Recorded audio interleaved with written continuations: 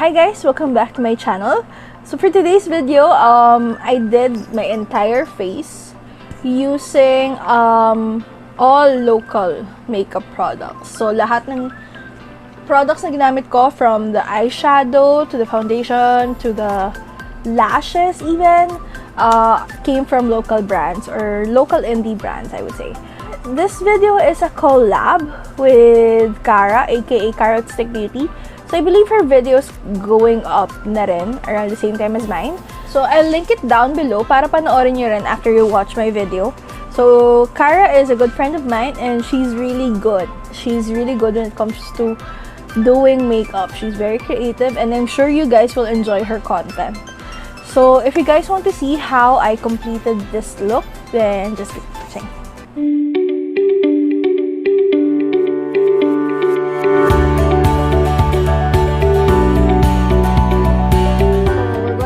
Off with the brows, and for the brows I'll be using the Squad Cosmetics Brow Game Eyebrow Pencil, and I'm in the shade dark brown.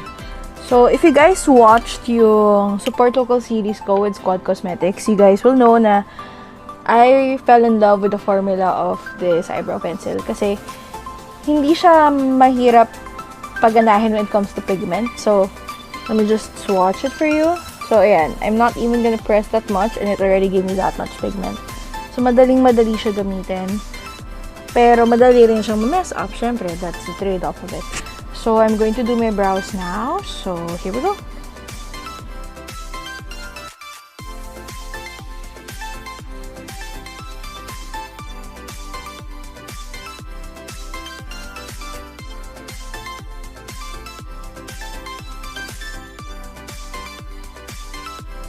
So, nakuha na natin siya. Ganyan na yung itsura niya. So, now, we're going to set it with a brow gel. So, for brow gel, we'll be using the ST&Co Cosmetics Brow Refiner. And I'm in the shade brown. So, it's this one right here. So, it's a really nice, like, dual-ended brow product. So, this end is the brow gel. And this is castor oil. So, hindi ko pa natatry yung castor oil nila.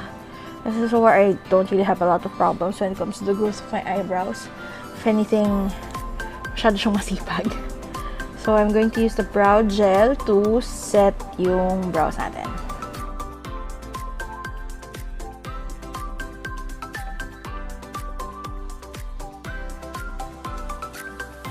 That's what our brows are gonna look like. Medyo lilinisin ko pa siya when I apply yung concealer slash eyeshadow primer natin. So, para mas sharp pa siya tignan. So, I'm going to do the other brow off camera and our brows are done and I've already applied concealer as my eye primer. So, now we're going to the Bloomery Beauty Dia palette. So, it looks like this. And I'm going to be taking the shade Daydream. So, ito siya. To set yung concealer na nilagay ko.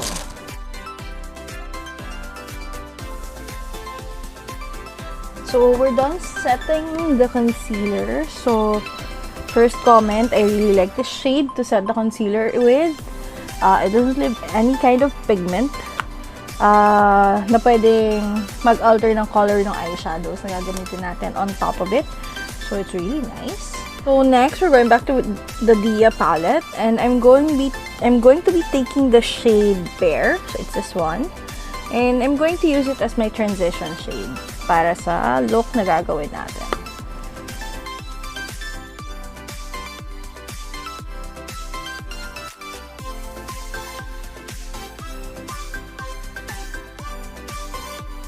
So that's what it looks like right now. It's like a really soft wash of color, which is good kasi the colors that we'll be using for today are a bit intense.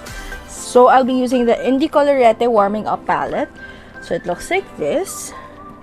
So if you guys saw yung July haul ko, you'll know that I just bought it last month and that I've tried it maybe once or twice.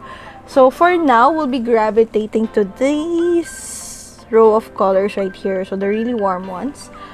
Para makakuha tayo ng yummy magenta cut crease look. So first, we're going to be taking this really nice orangey shade right here. And I'm going to put that in my crease. Ayan.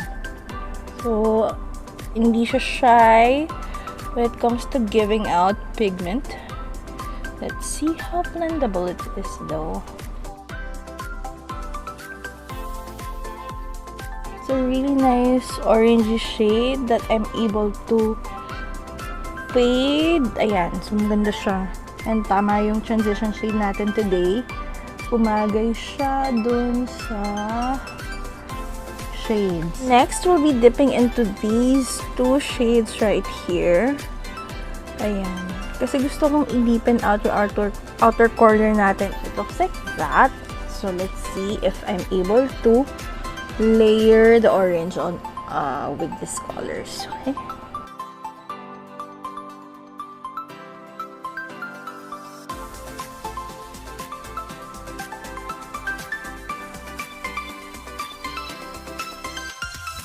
Ayan. So, yan. Nice fade na tayo. So far, the eyeshadows are not disappointing. So, I'm dragging it out a little bit kasi magka-cut crease pa tayo. So, medyo matatakpan pa siya.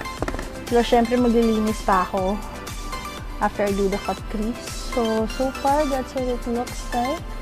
And I'm liking where this look is going. Now, we're going to cut the crease. Ayan. So, ready na yung mirror kasi kailangan malapit ang work to. So, ayan. So, I have concealer in my hand. And, ayan. Ito yung brush. So, let's see. Okay. Okay.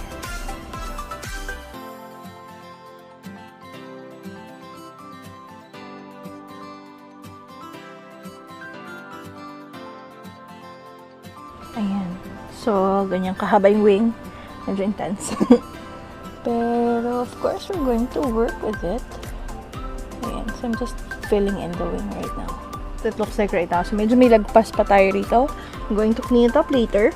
So, now that the cut crease is done, babalik tayo kay Indie Coloretti Warming Up Palette. And, I'm leaning towards this really nice gold shade right here. As the color to go on top of the cut crease that we did. So, I'm using my finger right now, pero I'm going to transition, of course, with a brush when I start doing the wing. So, sa ngayon kasi, kasya pa naman yung finger ko sa eyelids.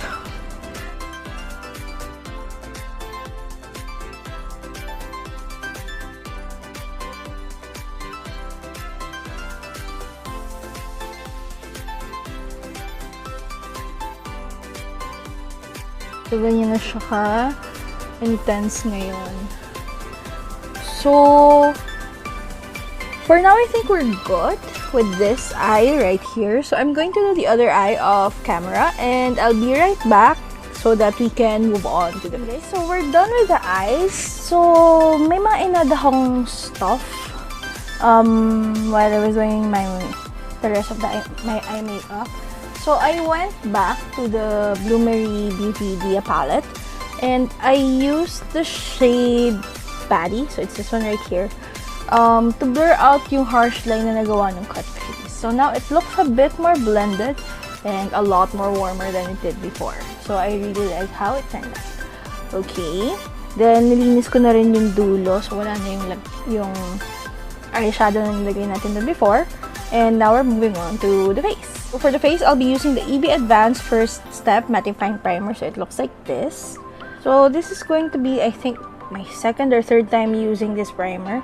Pero I really like how it makes my skin feel.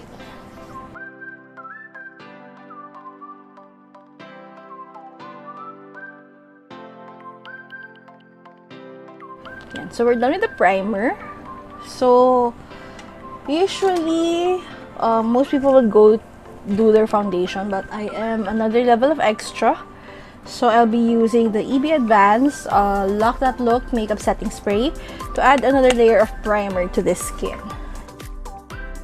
And so while we're waiting for that to dry, we'll start mixing our foundation. So for foundation, I'll be using the Mermaid Beauty Full Coverage Foundation. So I have two of them right here.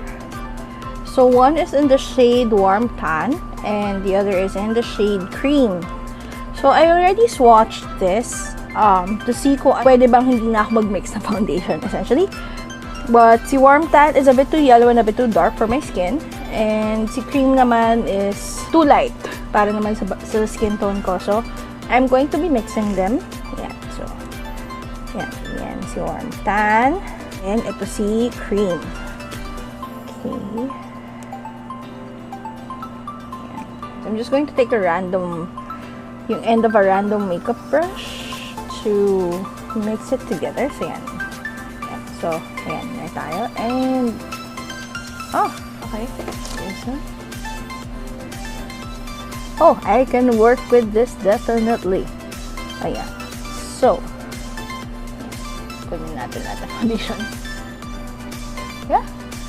So, I think I got it in one go. Yay me. Yeah. So, now, we're going to take what's on my hand. Get a buffing brush, then get to work. Legit, it's just one dip from my makeup brush and it's already able to cover half of my face. So, mukhang hindi sila nagjo-joke when they said full coverage. I will say the foundation is more yellow tone than I wanted. So, medyo mukhang yellowish yung skin natin ngayon. So, I'm hoping it doesn't oxidize. Otherwise, I will look like I'm sick.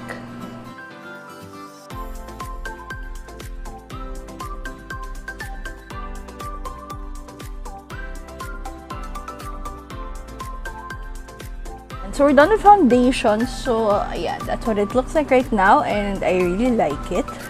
So they weren't lying when they said it was full coverage, as in that's like sort of maximum 2-3 pumps of foundation, pero that's because I just mixed it. Time for concealer, but the problem is I don't really have a concealer right now na local brand. So, I'll be using na lang yung cream shade ni Mermaid Beauty Full Coverage Foundation. And hoping na, ayan, konti lang. 1, 2, ayan.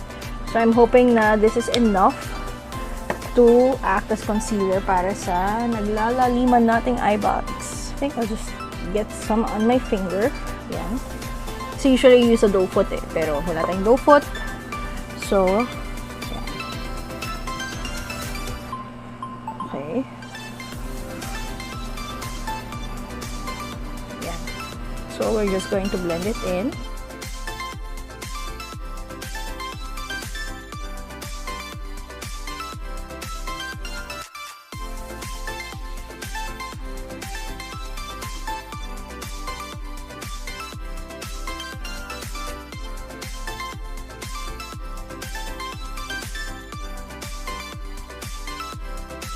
Yan. So, we're done. And, so far, so good.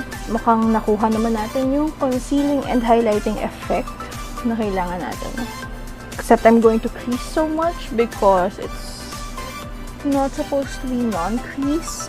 And, I have really deep lines sa eyes ko. So, both eyes, I have really deep lines right here. So, papasok siya dyan, definitely. So, we're good now with the face. The liquid products for the face.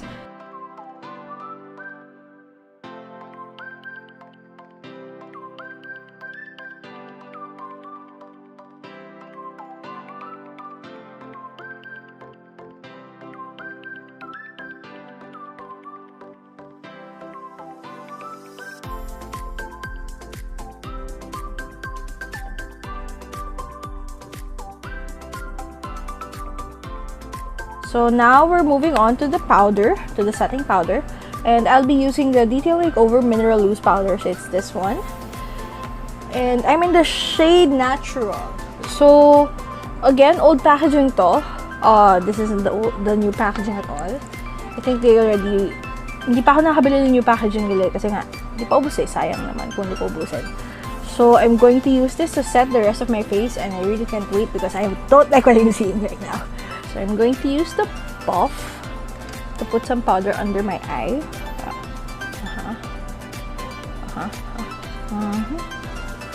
Yan. So, nagkaroon na rin ako sa nose and sa leg.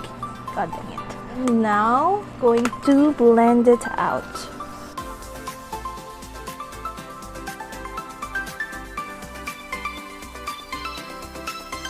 Now, naset na natin yung under eye, so we're looking a lot less like an oil grease.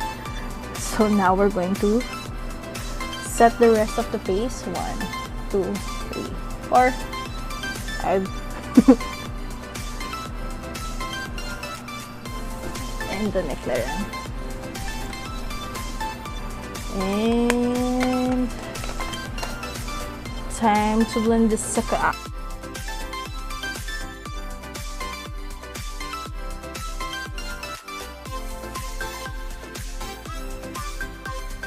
Ayan. So, hindi tayo masyado mukhang oil grease. So, we're now moving on to the contour and blush. And what I realized is I don't have a local brand. So, I don't have a contour na made by a local brand. So, medyo mandadaya tayo ngayon. I'm going to be using the EB Advance Rich Eyeshadow Palette. And maybe dipping into one of these shades. Maybe I'll try. Yeah, so maybe I'll try this one. Maybe? Scary. Okay, just a little bit, just a little bit. Yan. Let's see how it will treat me.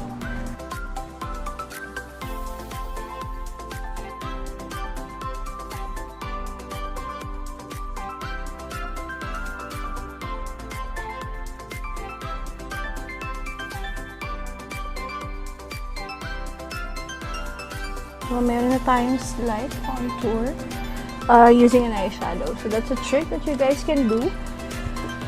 If you don't have any specific like makeup product but you'd like to try it out or like to use it, look to eyeshadows. Kasi it's the same like powder, pero you might get a really nice product out of it. Ayan. So, may contour na tayo. Mukha tayong slightly slimmer.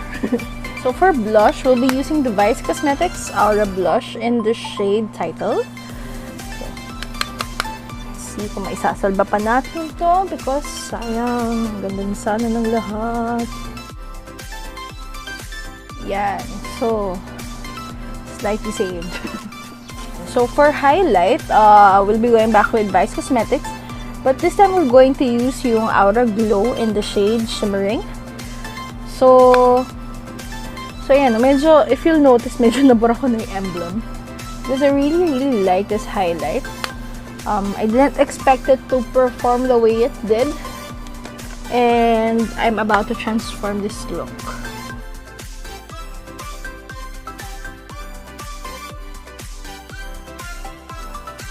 There we go.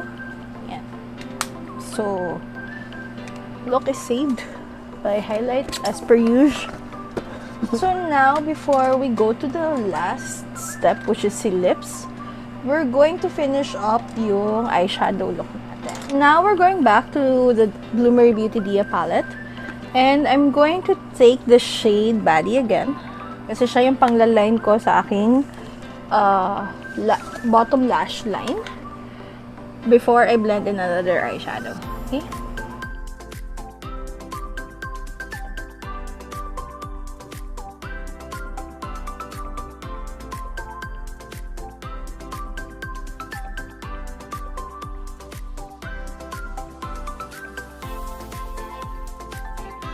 So now we're going to go back to the Indie Coloretta palette and we're dipping into this shade right here. Yan. And to blend out naman yung nilagay nating si Baddie.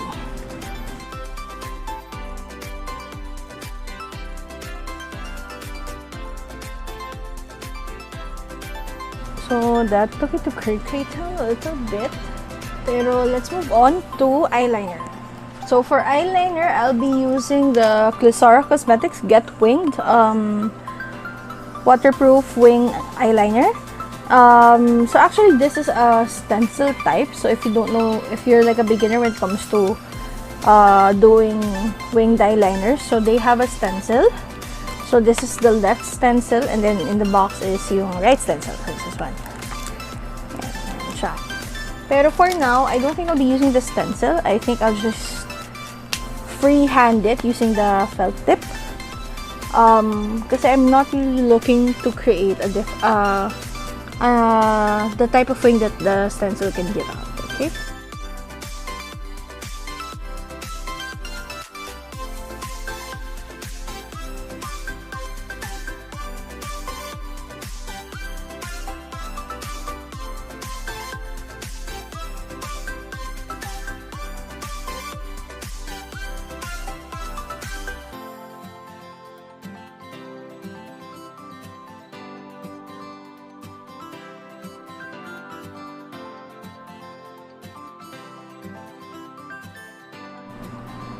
I think we're good for this one.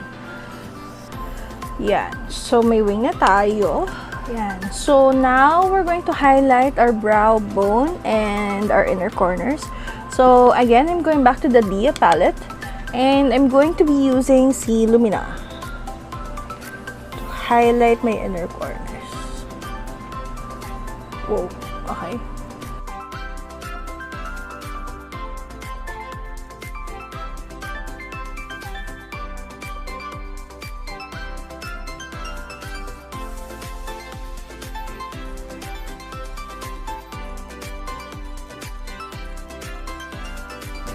There.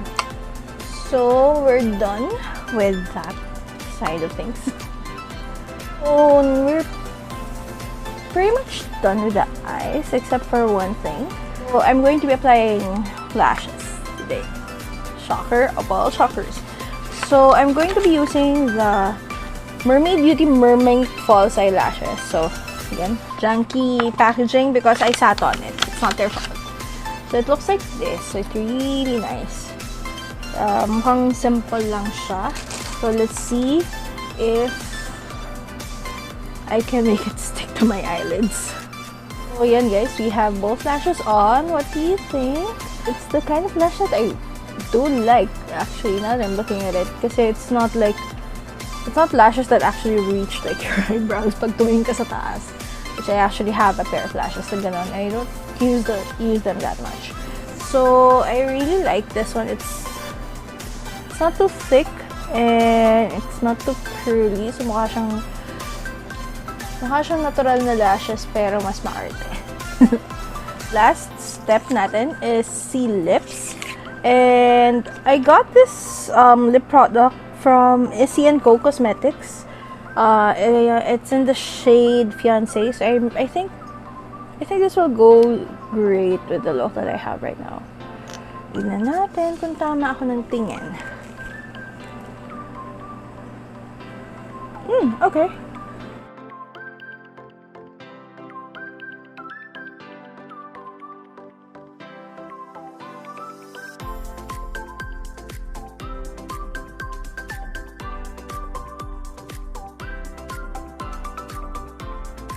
I like how this look turned out.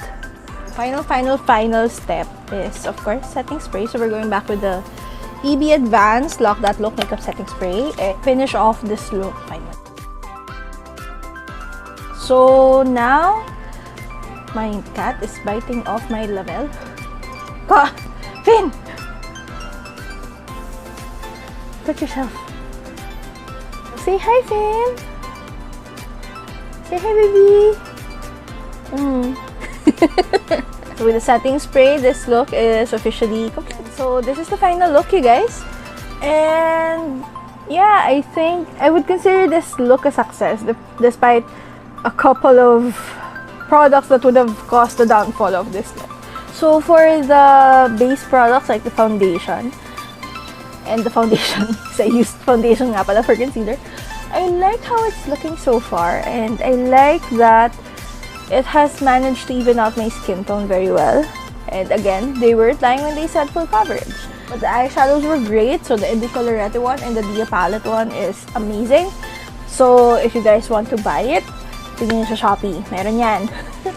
And the Mermaid Beauty products are also good. And of course, the Squad Cosmetics eyebrow pencil is bomb. I really love it. Okay, and then this lippy, this is C & Co Cosmetics lippy. So I really like how it feels on my lips. So it's not drying, it's not sticky, but it really gives out like a really nice pigment. And if you notice, nung in-apply ko siya sa lips ko, I didn't even have to dip in again. So it was able to cover up my entire lip with just one dip of the doe foot. So of course, I'll still be looking to try out a lot more local products. So there's still a lot of products here that I will still be using for my Support Local series. But it will be in a different location very, very soon. We're not moving out, we're just moving out temporarily. Labo. Okay, so thank you guys for watching. Don't forget to like this video and subscribe to this channel. And feel free to comment down below kung ano pa yung mga gusto nyong gawin ko na mga videos. So, I have a lot of products here. Kung nakikita nyo lang yung bed namin ngayon, it's a mess because of me, because I have a lot of products to play with. So, yeah. So, comment nyo lang below kung ano pa yung mga gusto nyo makita from me. And thank you guys for watching, and I'll see you in my next video. Bye!